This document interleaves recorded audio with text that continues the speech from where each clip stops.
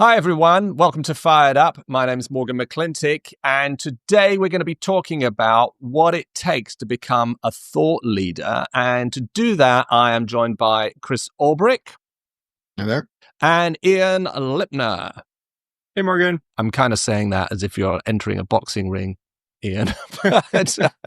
But it's not going to be that kind of conversation. Lots of brands and lots of people want to be a thought leader, and for good reason. A survey by Edelman, the largest PR agency in the world, has revealed that 70% of prospects would think more of a brand if they had a thought leader, and they would be willing to pay more as well for their proposition. So being a thought leader is obviously good for business.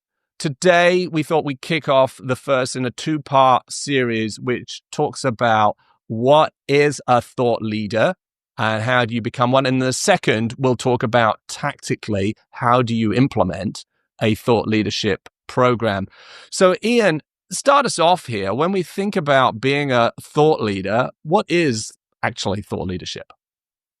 Yeah, I think thought leadership in PR is about positioning an individual or the organization as a trusted, authoritative voice in their industry.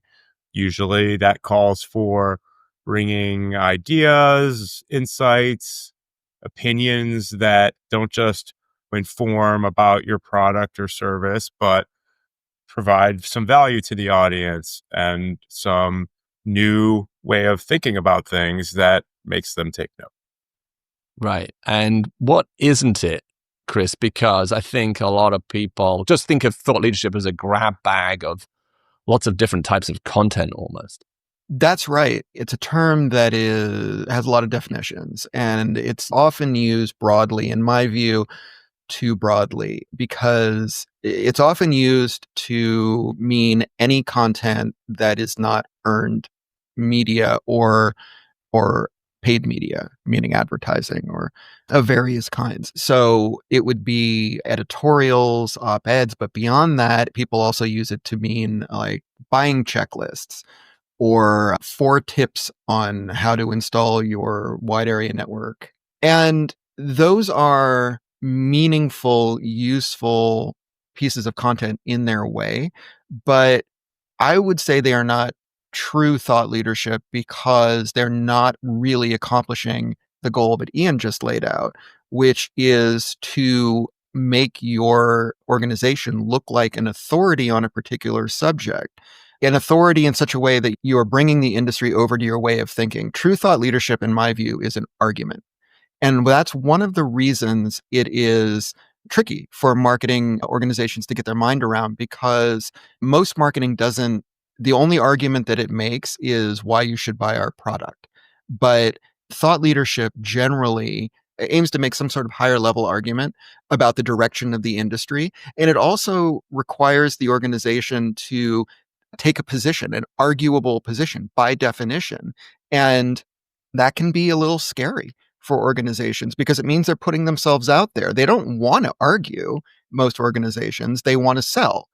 And yet, if you look at the most successful thought leaders in technology, they're all people like, say, back in the day, like Aaron Levy at Box, right? He's out there stating his opinion, like on social media, about the SaaS industry. And yes, it is an opinion that he's very much talking his own book about the SaaS industry. He's saying things that are self-interested for his company, but at the same time, he is making an argument. He's putting himself out there in a place, in a way where other people can disagree. And that's what it really takes to have the most effective, prominent kind of position. And not everyone, to be clear, not everyone needs to be out on social media mixing it up in the comments, but to do anything more than just produce news you can use, to really produce a content that is going to make you known, produce content that is widely shared, it needs to have a perspective.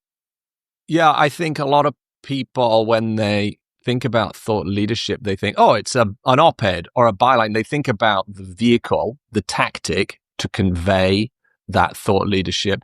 But you want to have an opinion about where the market is going. So you think about it in a marketing sense. This is as you just said, shaping the market. So really above the top of the funnel, no one is demanding this right now. You are trying to get out ahead of the market and shape it towards your proposition so that you can build some brand awareness and hope that the market will come to you eventually because you're really out there as a pioneer. And so this isn't marketing at the top of the funnel for people who are already looking for a solution and educating themselves. This is shaping the market. And you could be wrong and people are going to disagree. And so I often find it involves risk and you're trying to skate where the puck is going and the puck might bounce off and go somewhere else. And then you're out of field and you've got to adjust.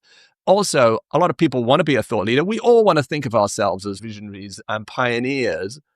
But I think one of our sort of go-to phrases here is to be a thought leader, you need leading thoughts.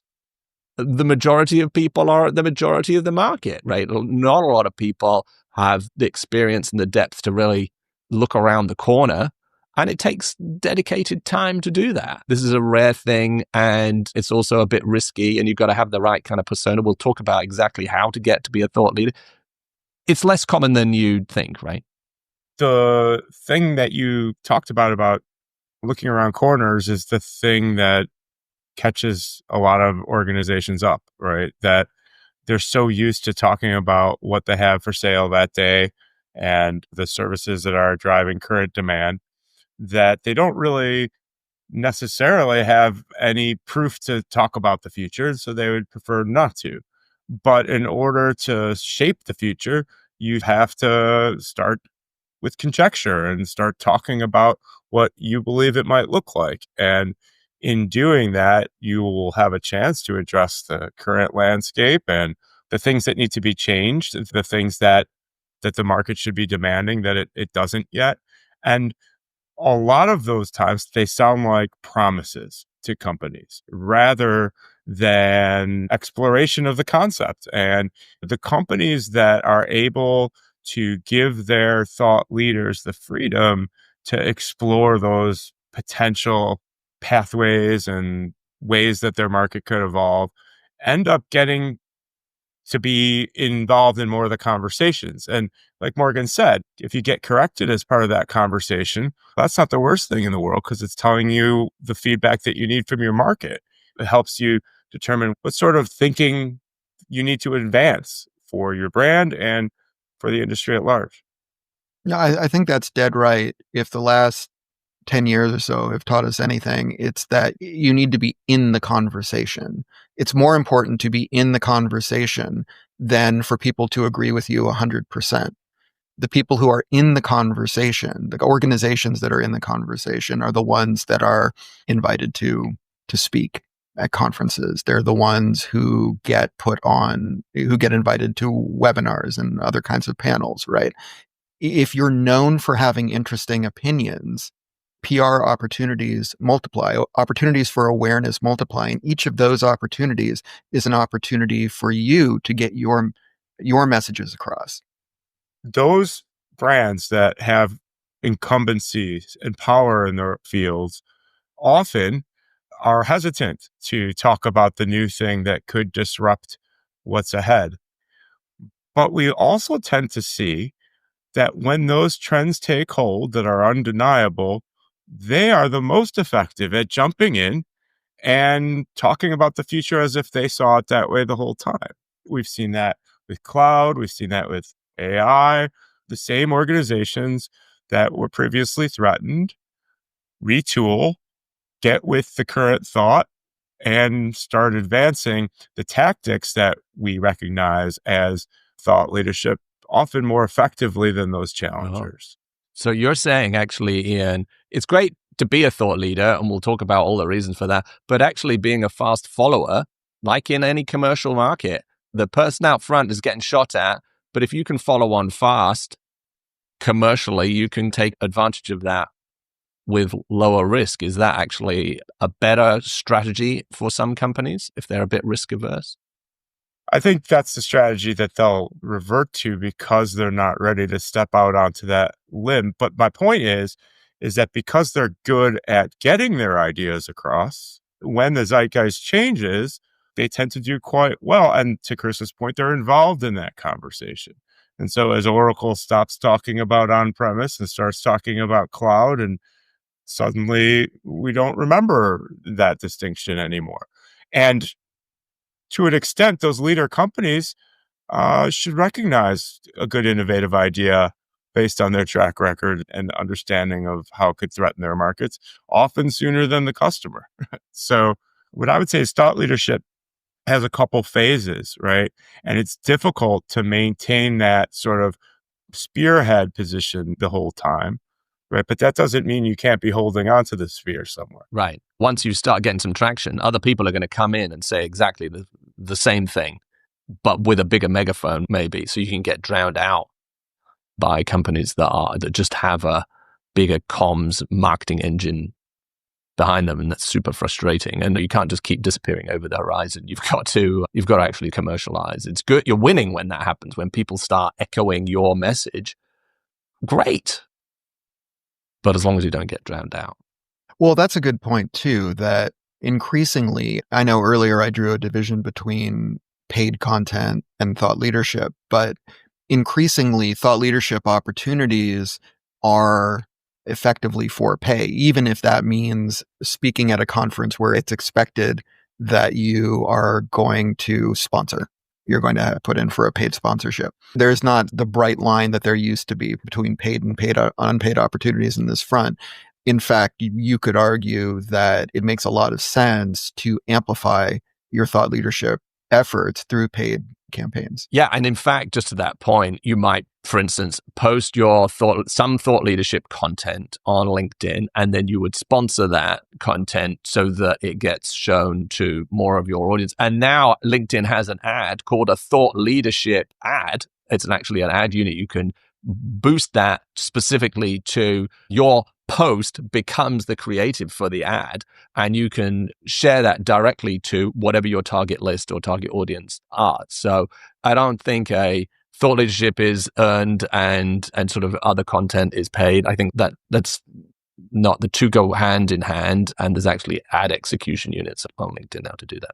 Yeah, that's a really good point. One question I have is, Ian, I'm interested in your thoughts on this, is can a company be a thought leader, or is it just an individual? I think a company can be a thought leader, but it comes as a result of creating a stable of thought leaders and providing the mechanisms for getting their word out there. Think tank type of approach kind of thing is something that the larger brands sometimes do a good job at. I'm thinking of infrastructure providers, chip makers, things like that, where they're commenting with their thought leadership teams across a lot of different industries, talking about trends that are vertical as well as mega trends. That requires an organizational commitment to do that, to be consistent about that. And when I say consistent, I don't mean everyone on the team has the same opinion, but being able to provide folks opportunities to get the word out in some of the ways that we just talked about, whether that's with their partners, through their partnership, content, all those kinds of things. And then by just consistently being out front with new points of view. A brand can be known for being available and authoritative. For example, Ian, maybe HubSpot, right? You think about HubSpot and they have the founders, Dharmesh Shah and Brian Halligan out there, maybe the CMO as well, who are out there with their own vehicles. They've got podcasts, etc. They've got bylines at high profile. Obviously, it's a public company.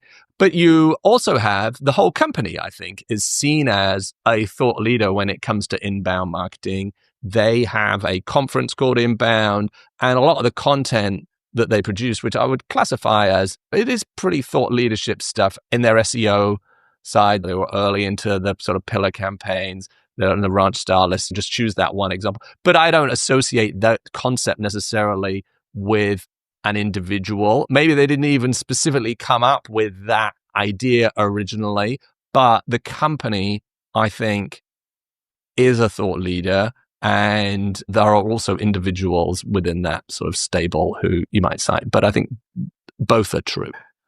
That's a good point. Yeah, I could think of, Stripe on payments, intercom on customer service.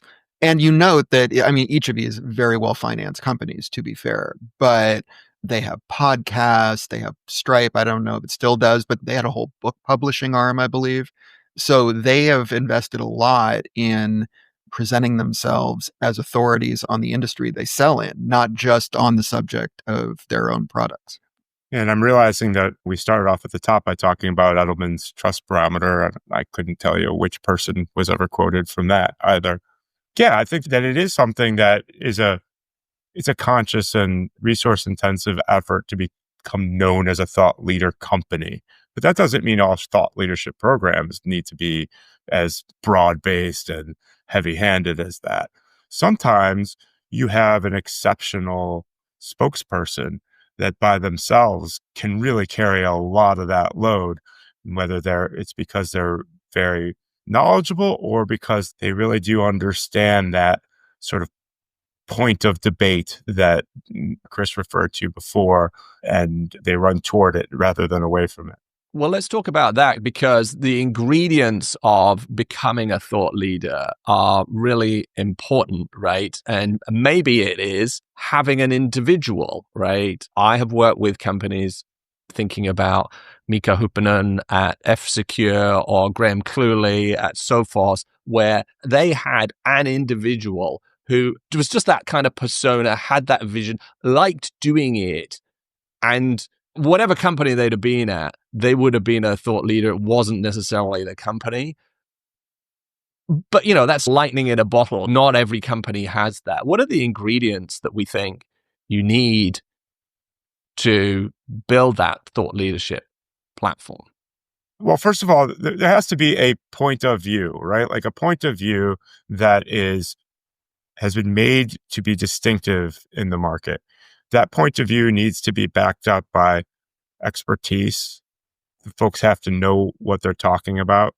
And I think that point of view has to be accessible to the PR team. And that's a harder thing that you might think.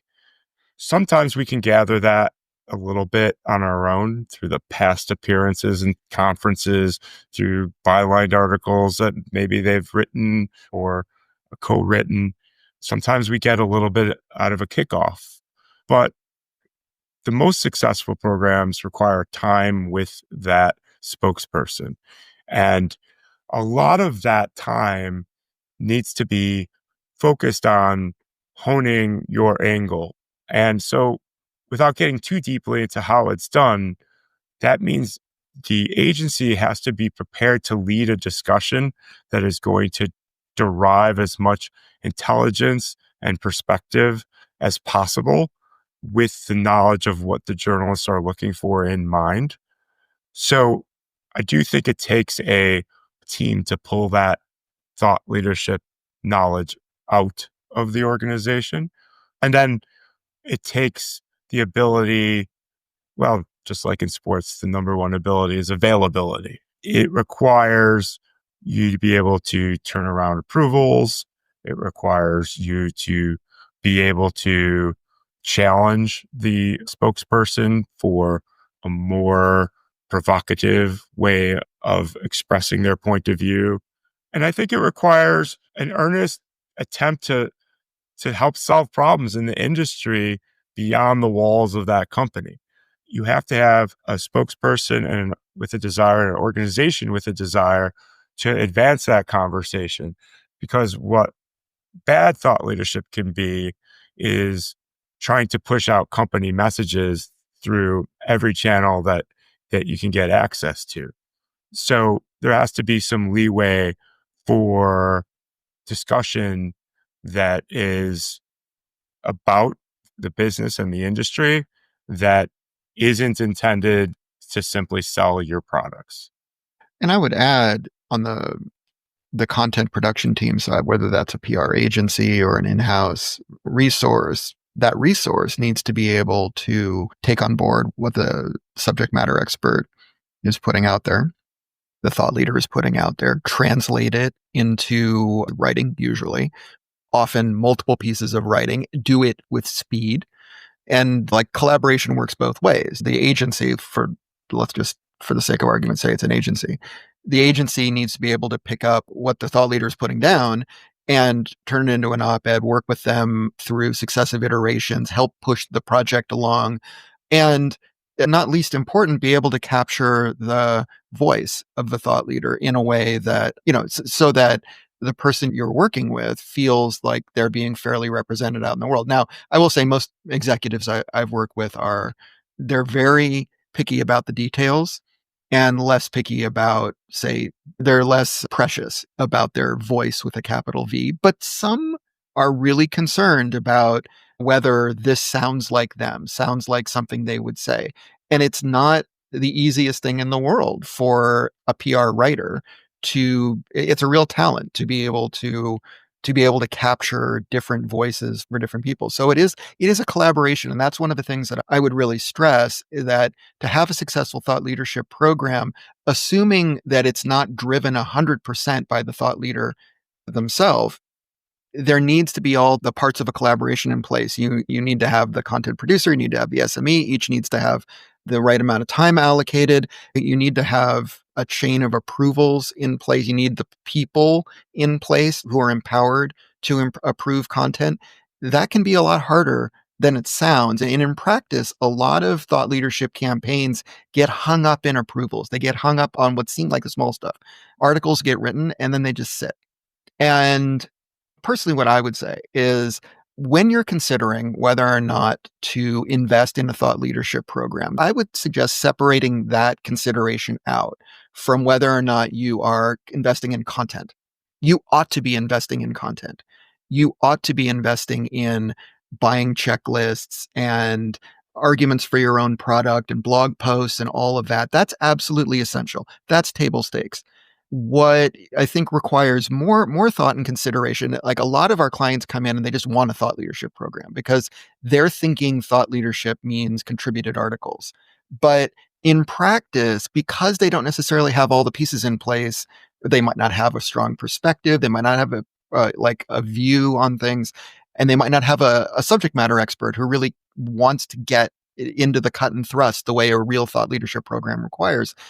Though you can end up investing a lot in a thought leadership effort that never really gets into gear. And you could be taking all of that spend and putting it into other forms of content that are more valuable at this point in your maturity. So I often, when talking to clients about this, underline, it's not all or nothing. It doesn't mean like you don't have to do everything all at once. Thought leadership may or may not be right for you now. It may not be right now, and it might be in the future. And right now, maybe it's more important that you put your content spend elsewhere. Content to me is, in this day and age, like an absolute must. Thought leadership is a subset of that.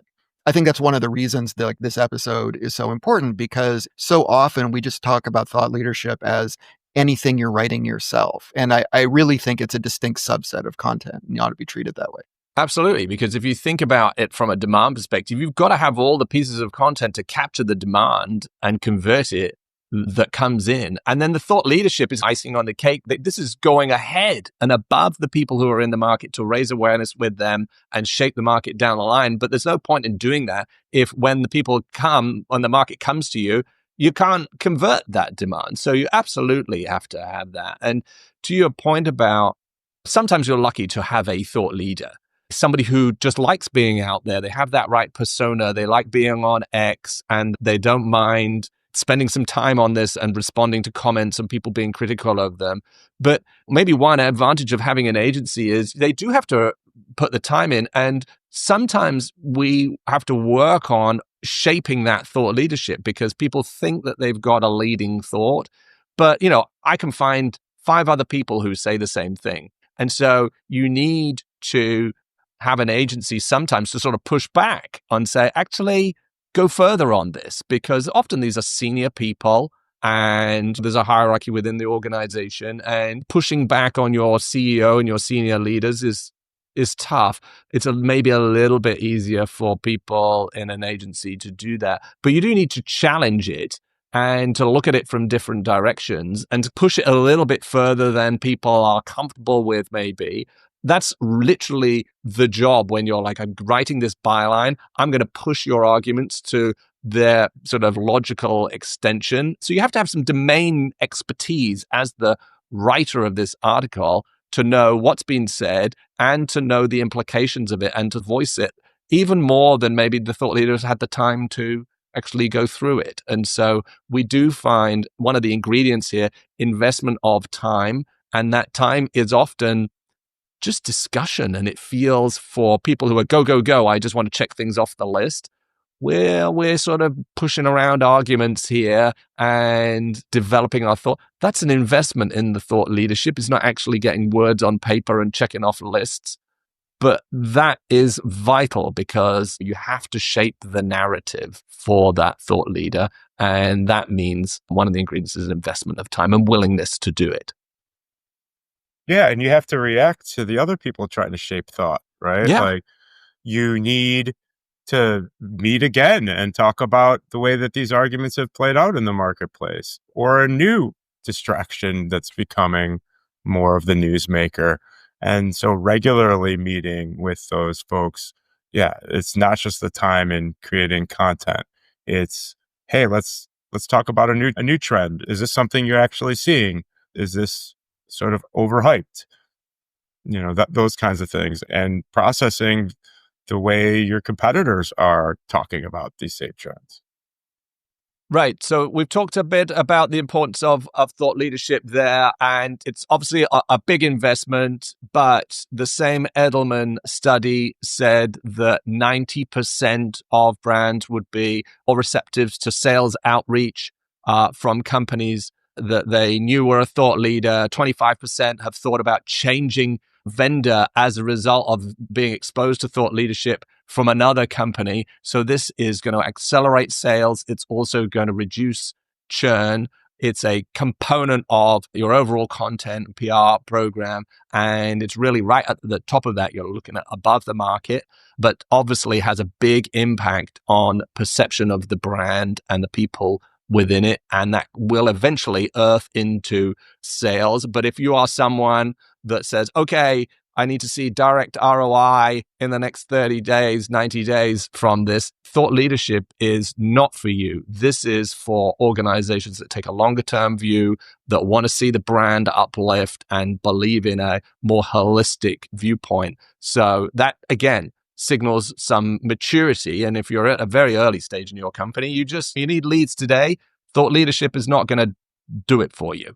So Chris and Ian, thanks for your sort of time on this today. In our next episode on this, which will be coming out in a few weeks, we'll talk all about how to implement a thought leadership program. So please join us for that session. And for today, thanks for your time.